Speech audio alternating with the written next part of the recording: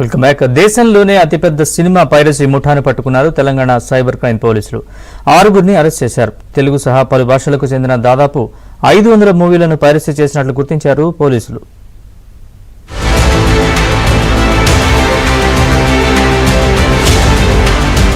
హైదరాబాద్లో cinema piracy ముఠా గుట్టురట్టయింది. 5గురు ముఠా సభ్యులను హైదరాబాద్ పోలీసులు అరెస్ట్ చేశారు. నిందితుల నుంచి పెద్ద ఎత్తున కంప్యూటర్లు, హార్డ్ డిస్కులు స్వాధీనం చేసుకున్నారు. తెలుగు సహా ఇతర భాషల సినిమాలను పైరసీ చేసినట్టు పోలీసులు గుర్తించారు.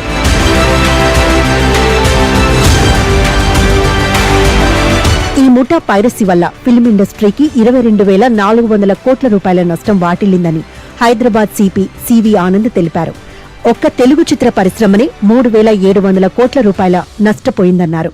దీనివల్ల నిర్మాతలు తీవ్రంగా నష్టపోతున్నారని చెప్పారు.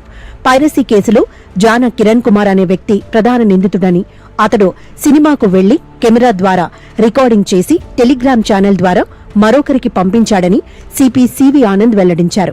కిరణ్ ముఠా ప్రత్యేకమైన యాప్ ద్వారా సినిమాలను పైరసీ చేసిందన్నారు. పైరసీ మూవీస్ చూసినప్పుడు ఆన్లైన్ బెట్టింగ్ అలవాటు కావడం అనేది కూడా జరుగుతూ ఉంది.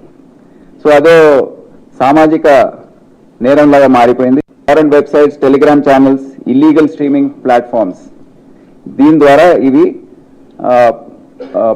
పైరసీ తర్వాత దాన్ని ప్రచారం చేయడం, డిస్ట్రిబ్యూట్ చేయడం అనేది జరుగుతూ ఉంది. Hacking of servers of digital media houses, ఈ అంశం ఇప్పటివరకు ఎవరికి తెలియదు. ఇది ఇప్పుడు Hyderabad city police cyber crime wing వారు కనుక్కున్నారు. మరో ప్రధాన నిందితుడు పాట్నాకు చెందిన అశ్విని కుమార్ హ్యాకింగ్ లో నిపుణుడని సిపి తెలిపారు. అర్స్లాన్ అహ్మద్, ఇతను జహనాబాద్, బీహార్ చెందినవాడు. ఇతను కూడా ఆ రాష్ట్రంలో అక్కడ హిందీ, భోజ్పూరి, ఆ ఏరియాకి సంబంధించిన సినిమాలన్నీ కూడా అతను ఈ విధంగా వెళ్లి రికార్డ్ చేసి సిరియల్ ఇన్ఫెంట్ రాజ్ కి పంపిస్తా ఉన్నాడు టెలిగ్రామ్ ఛానల్లో. అతను కూడా same depending on popularity 15,000 to 50,000 rupees payment జరుగుతా ఉంది. డిజిటల్ మీడియా సర్వర్స్ మొత్తం హ్యాక్ చేసే నైపుణ్యం అతడికి ఉందన్నారు. రికార్డింగ్ చేస్తున్నప్పుడు సెల్ ఫోన్ స్క్రీన్ లైట్ కూడా ఆఫ్ లో ఉంటుందన్నారు సిపి సివి ఆనంద్. ఇతర భాషల చిత్రాలను రికార్డింగ్ చేసేందుకు ఏజెంట్లు కూడా ఉన్నారని చెప్పారు. సినిమా పైరసీలకు నెదర్లాండ్స్ కు చెందిన ఐపీ అడ్రస్ వాడుతున్నారన్నారు.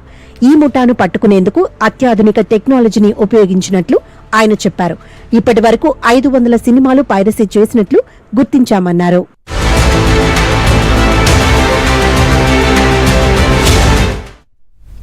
నింగి, నేల, నీరు, ప్లాస్టిక్